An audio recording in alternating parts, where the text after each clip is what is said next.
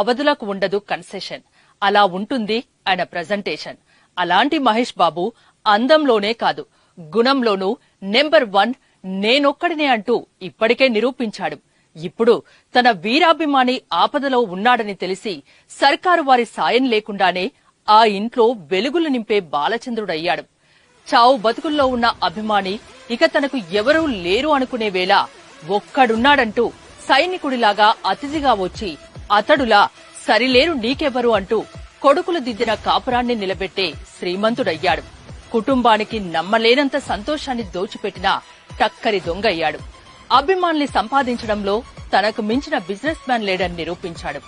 భరత్ అనే నేను హామీ ఇస్తున్నాను అంటూ కలేజా చూపిస్తూ దశాబ్దాల దరిద్రాన్ని ఒక్క చెక్తో కూల్చేసిన అర్జునుడు అయ్యాడు. తాను బేబీ వయసులోని బాబీ నానీనే అయినా వంశీలాగా అమ్మాయిల గుండెల్లో మాత్రమే ఉంటాడనుకున్న ఈ రాజకుమారుడు యువరాజు అయినా పోకిరి అయినా ఆత్మీయులను ఆదుకునే మహర్షి అని ప్రూవ్ చేశాడు.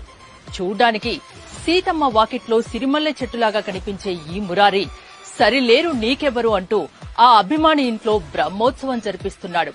అభిమానుల్ని ఆదుకోవడంలో ఇప్పటికీ